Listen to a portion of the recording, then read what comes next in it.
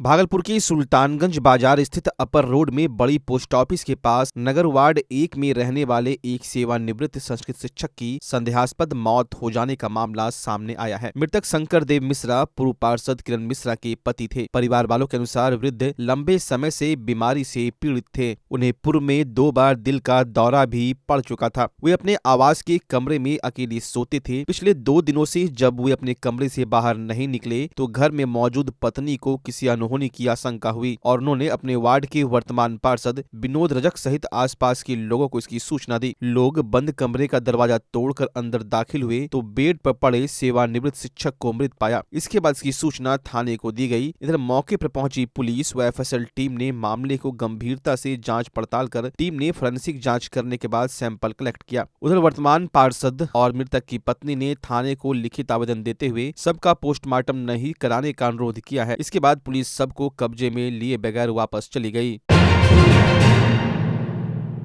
भागलपुर में फरका पंचायत के मुखिया की मनमानी सामने आई है। प्रधानमंत्री आवास योजना की लिस्ट में नाम रहने के बावजूद भी लाभुकों को इनका लाभ नहीं मिल रहा, जिसके कारण दर्जनों परिवार परेशान नजर आ रहे हैं। आज जिलाधिकारी द्वारा लगाए गए जनता दरबार में सभी ने मिलकर डीएम को समस्या से अवगत कराया है। साथ उन्होंने डीएम को दिए आवेदन में बताया कि मुखिया पैसा मांगते हैं, नहीं देने के बाद लिस्ट में नाम रहने के बावजूद भी हम लोगों को प्रधानमंत्री आवास योजना नहीं देता है। उनका कहना है कि 20,000 जब तक इंतजाम नहीं करोगे तब तक इंदिरा आवास का लाभ नहीं देंगे, जिससे हम लोगों को रहने में काफी परेशानियों का सामना करना पड़ रहा है। पीडब्ल्यू में घर से खूब खदाम जमीन घर नहीं देते, घर वाला के घर देते, हमरा गरीब लोग के घर नहीं देता। इंग्लिश पर काम है। कितना है लोग छो जकरा घर नहीं मिल रहा घर हम तो कत्ता लोगों के नहीं घर मिल रहा बेटा। लेकिन हमरा सनी छै जरूरी कि केना रे भादो में एकदम रोड पार हो जाए छै। मुखिया ने कहे जो की बोले मुखिया ने कहे जे कि पैसा ध्यान दो तब देंगे। पैसा कितना मांगे छै? 20,000 30,000। कौन मुखिया? राजेंद्र मुखिया इंग्लिश फरका को फरका में। अभी कहाँ आइलो छो? अपने आइलो छ जनता दरबार। अखनी आइलो जी घर में। मतलब अभी कहाँ आइलो तो नहीं? यहाँ जनता दरबार आइलो। डीएम साहब? हां डीएम साहब। की कहबो डीएम साहब का? डीएम साहब की हाल देखेबे बेटा। की कहबो घर नहीं छै? तब कहबे नहीं दुख हो जे हमरा सनी पानी पक्की में रही छी, पक्की पे पानी में। की नाम छै तोरो? ये देखो नी उमदा देवी। अच्छा। भागलपुर पुलिस को उस समय बड़ी सफलता हाथ लगी जब उसने भागलपुर जिले के टॉप 10 अपराधियों में शुमार 25,000 के इनामी अय्याज उर्फ नाड़ा मियां को सुल्तानगंज थाना क्षेत्र के सुल्तानगंज रेलवे स्टेशन पर धर दबोचा। भागलपुर की सीनियर एसपी हृदयकांत ने प्रेस कॉन्फ्रेंस कर बताया कि नाड़ा मियां कुख्यात टिंकू मियां गिरोह का शूटर है। उस पर हत्या, लूट, रंगदारी सहित कई संगीन मामले दर्ज है। 8 मामले में यह बेल पर था और 2022 में भागलपुर की बबरगंज थाना क्षेत्र में हत्या का प्रयास और आर्म्स एक्ट में फरार चल रहा था, जिसकी गिरफ्तारी के लिए बरसों से भागलपुर पुलिस प्रयास कर रही थी। सीनियर एसपी ने नाड़ा के खिलाफ कोर्ट द्वारा दिए गए सभी मामलों में बेल को निरस्त करने की अपील करने समेत स्पीडी ट्रायल के तहत सजा दिलाने की बात कही। साथ ही नाड़ा मियां को गिरफ्तार करने वाली टीम को पुरस्कृत करने की भी बात कही।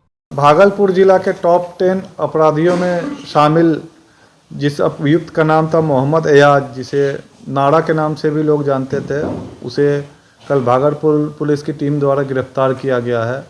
ये जो नया एयाज था ये 8 कांडों का अभियुक्त था और एक कांड जो बबरगंज थाना कांड संख्या 350/22 का मामला था, जो कि हत्या का प्रयास और आर्म्स एक्ट का केस था, उसमें यह वांछित चल रहा था। तो गुप्त सूचना मिली हमारी टीम को कि यह कहीं बाहर से आ रहा है, तो हमारी टीम दबिश बनाई हुई थी और फिर उसे गिरफ्तार किया गया। इसकी गिरफ्तारी को सुल्तानगंज थाना क्षेत्र से किया गया था और पूछताछ के दौरान इन्होंने कई महत्वपूर्ण सुराग दिए हैं। तो उन चीज़ों पे अभी हमारी टीम काम कर रही है और आगे और भी छापेमारी की जाएगी। तो उम्मीद है कि इसके निशानदेही पे कुछ और गिरफ्तारी होने की संभावना है। इसके ऊपर 25,000 रुपये का इनाम घोषित था और इसे कल गिरफ्तार किया गया है। कब से फरार था सर? ये 22 का केस था, तब से ये फरार चल रहा था। कितने आपराधिक मुकदमे हैं? इस पे कुल 8 मुकदमे में ये जेल था, ये बेल पे था। उसके बाद इसने अपराध की घटना को अंजाम दिया था। 9वां मामला है जिसमें इसको जेल भेजा जा रहा है। हमने अपनी टीम को निर्देशित किया गया कि पुराने जो मामले थे उसमें भी इसके बेल कैंसिलेशन का प्रस्ताव भेजा जाए और त्वरित गति से अनुसंधान कंप्लीट करवा के स्पीडी ट्रायल चला के अभियुक्त को सजा दिलाई जाए। कितनी बड़ी सफलता मानते हैं सर इसको? यह एक बड़ी सफलता है और पूरे भागलपुर पुलिस के लिए मनोबल बढ़ाने वाली बात है। और इसके साथ ही हमने अपनी टीम को निर्देशित किया गया है कि सभी थाना स्तर पर और जिला स्तर पर जितने भी टॉप 10 अपराधी की सूची थी, कई उसमें से ऑलरेडी गिरफ्तार हो चुके हैं, तो सूची को एक बार फिर से अपडेट कर ले ताकि जो बचे हुए भी अपराधी है उन पे भी हम लोग गिरफ्तारी कर सके और जेल भेज सके।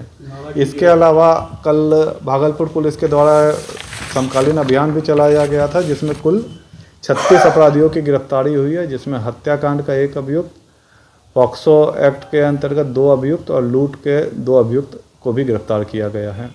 इसके अलावा एक चोरी की मोटरसाइकिल भी बरामद की गई है। नारा से पता चला कि क्या रहा था सर ये रेलवे से बाहर से कहीं से आ रहा था। ये बताया कि दूसरे राज्य में ये कुछ फेरी लगा के बेचने वगैरह का काम करता था, बट उसकी अभी तक हम लोगों के द्वारा पुष्टि नहीं की जा सकी है। तो इससे गैंग से और भी आदमी लोग हैं? यह बेसिकली टिंकू मियाँ गैंग का सदस्य था और टिंकू मियाँ गैंग के कुछ और सदस्यों के बारे में इसने जानकारी दी है, तो जिस पे हमारी टीम काम कर रही है, तो गैंग के अन्य सदस्यों को भी गिरफ्तारी जल्दी हो सकती है। हथियार की बरामदगी नहीं हुई है, लेकिन इसने सुराग कुछ दिए हैं, तो उस पर हमारी टीम काम कर रही है। जैसे कुछ उपलब्धि होती है तो आप लोग को सूचित किया जाएगा। टीम को क्या सराहनीय कार्य?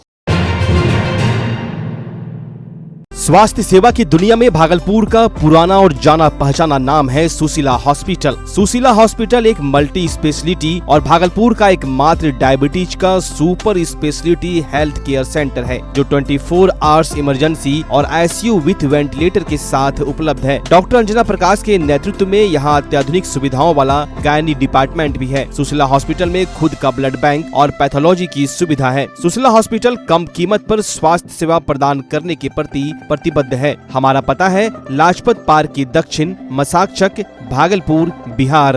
अब आपके सर भागलपुर में खुल चुका है मेंस वेयर और एक्सेसरीज के लिए शानदार शोरूम कॉब। यहाँ आपको एक से एक लेटेस्ट डिजाइन में मिलते हैं jeans, pant, shirt, suit, blazer, trouser, jacket, sweater, sweat shirt, जूते एवं सभी प्रकार के एक्सेसरीज। उद्घाटन के मौके पर कॉप दे रही है आपको पूरे भागलपुर में सबसे शानदार ऑफर, बाय 1 गेट 3, यानी कि एक की खरीदारी पर 2 बिल्कुल मुफ्त। तो अगर आप भी शानदार ऑफर का लाभ लेना चाहते हैं तो अभी चले आएं। हमारा पता है DN Singh road, Khalifabagh, Kharmanchak, near Hariom Lakshmi Narayan jewellers, Bhagalpur. जल्द करें, ऑफर सीमित समय के लिए।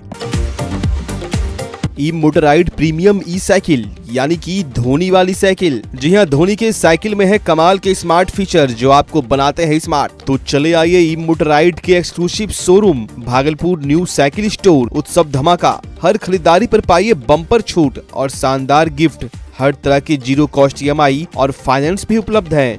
देववाव धर्मशाला के बगल में MP द्विवेदी रोड, भागलपुर। ई मोटराइड इलेक्ट्रिक बाइक्स, दिल से आवाज आएगी। नमस्कार, मैं डॉक्टर अजय कुमार सिंह, शिशु रोग विशेषज्ञ, बिहार झारखंड में अग्रणी। मेरा स्नेह अस्पताल जो सबसे पहले बिहार झारखंड में कृत्रिम श्वसन मशीन यहाँ आया, ब्लड गैस एनालाइजर आया, और एक नया मशीन क्रिटिकल जो देर से रोए बच्चे में इलाज में बहुत सक्सेसफुल है और वह विकलांगता से बचाता है और बचने की संभावना बढ़ती है। वह मशीन जो देर से रोया बच्चा है उसमें 3 डिग्री कम टेम्परेचर पर रखा जाता है और 3 दिन के लिए रखा जाता है, लेकिन वो 6 घंटे के अंदर उसको उसमें रखना पड़ता है। तो आप इसका लाभ उठाएं। और दूसरी बात, जो आयुष्मान योजना है उसके तहत 5 लाख का चिकित्सा आप अपने नवजात के लिए, बच्चों के लिए आप यहाँ उपलब्ध है, उसको ले सकते हैं। ध्यान रहे कि 5 साल के कम के उम्र में के बच्चों को आयुष्मान कार्ड की अलग से ज़रूरत नहीं है। यदि आपके माता पिता का नाम है तो वो इसमें लाभुक हो सकता है और आप इसका लाभ उठा सकते हैं। धन्यवाद।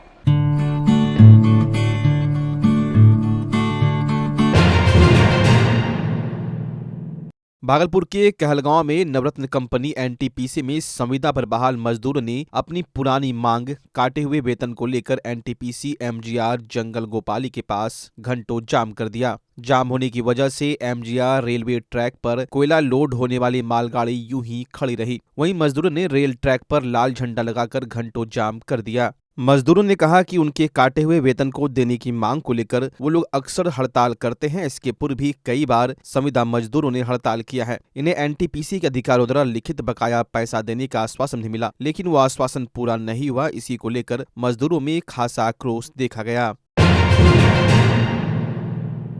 भागलपुर की राजकीय पॉलिटेक्निक में 3 दिवसीय उमंग प्रतियोगिता की शुरुआत आज से हो गई। उद्घाटन कॉलेज के प्राचार्य सहित शिक्षकों के द्वारा दीप प्रज्वलित कर किया गया। 3 दिवसीय कार्यक्रम में कबड्डी, क्रिकेट, बैडमिंटन, वॉलीबॉल सहित एथलेटिक्स की प्रतियोगिता के साथ साथ निबंध लेखन और पेंटिंग प्रतियोगिता का भी आयोजन किया जा रहा है, जिसमें भागलपुर पॉलिटेक्निक, बांका पॉलिटेक्निक और नाथनगर टेक्सटाइल पॉलिटेक्निक के छात्र छात्राएं इसमें हिस्सा ले रही हैं। खेल को बढ़ावा देने के साथ साथ छात्र छात्राओं में खेल के प्रति रुझान और आगे चलकर पढ़ाई के साथ साथ खेल में भी अच्छा कर सके, इसको लेकर प्रतियोगिता का आयोजन किया गया है। उद्घाटन के दौरान काफी संख्या में पॉलिटेक्निक के छात्र छात्राओं के साथ साथ खेल से जुड़े लोग भी मौजूद थे। ये एक प्रमंडलीय स्तर का आयोजन है जो कि राजकीय पॉलिटेक्निक बांका, राजकीय पॉलिटेक्निक टेक्सटाइल नाथनगर और राजकीय पॉलिटेक्निक भागलपुर के इसमें हो रहा है। तीनों टीम यहाँ पे प्रतियोगिता में भाग ले रही है और ये 10 से 13 तक आयोजित है, जिसका आज जो है उद्घाटन हो रहा है और 13 को हम लोग समापन करेंगे इसका प्राइज डिस्ट्रीब्यूशन के साथ। किस खेल होगा सर? मुख्य रूप से जो खेल है वह है कबड्डी है, क्रिकेट है, बैडमिंटन है, वॉलीबॉल है और एथलेटिक्स है। एथलेटिक्स में 100 मीटर है, 200 मीटर है, 400 मीटर है, जैवलिन थ्रो है, शॉर्ट पुट है, जैवलिन थ्रो है, हाई जंप है, लॉन्ग जंप है। इसके अलावा जो है ऐसे राइटिंग है, स्टोरी राइटिंग है, पेंटिंग है, क्विज है और कैरम बोर्ड है, टेबल टेनिस है। इस तरह से बहुत सारे अधिकांश गेम जिसमें छात्र और छात्राएं दोनों भाग लेंगी। क्या उद्देश्य है सर? इस खेल का एक लाइन में कहा जाए तो छात्र छात्राओं का सर्वांगीण विकास करना ही इसका मुख्य उद्देश्य है। सुल्तानगंज के कृष्णानंद स्टेडियम में चल रहे Kumar Amarendra Mohan memorial football tournament का दूसरा सेमीफाइनल शुक्रवार को बांका और गनगनिया टीम के बीच खेला गया। पहले हाफ के 25वें मिनट के खेल में बांका टीम की ओर से 11 नंबर की जर्सी में खेल रहे डिस्को सोरेन ने गोल मारकर बांका टीम को 1 गोल की बढ़त दिला दी। वहीं सेकंड हाफ के 35वें मिनट खेल में बांका टीम से खेल रहे मनीष मुर्मू ने एक और गोल मारकर बांका टीम को 2 गोल की बढ़त दिला दिया। इसके बाद दोनों टीम ने कई बार गोल करने का प्रयास किया, लेकिन दोनों टीम गोल करने में असफल रही। अंततः बांका की टीम 2 गोल से जीत हासिल कर फाइनल में अपनी जगह बना ली। इस दौरान दोनों टीमों के खिलाड़ियों ने खेल का परिचय देते हुए दर्शकों का भरपूर मनोरंजन किया। वहीं रविवार को बांका और सुल्तानगंज टीम के बीच फाइनल मुकाबला खेला जाएगा। खेल शुरू होने से पहले पूर्व फुटबॉलर राजेंद्र प्रसाद सिंह ने खिलाड़ियों से परिचय प्राप्त करते हुए फुटबॉल में किक मारकर खेल का शुभारंभ किया। मुख्य निर्णायक की भूमिका धर्मेंद्र कुमार मनोज मंडल ने निभाई। वहीं रेफरी की भूमिका उपेंद्र कुमार व अभय कुमार ने निभाई। मौके पर आयोजन समिति के अध्यक्ष धर्मेंद्र कुमार, अरुण चौधरी, शशि चौधरी, कुंदन फौजी सहित हजारों की संख्या में दर्शक मौजूद थे।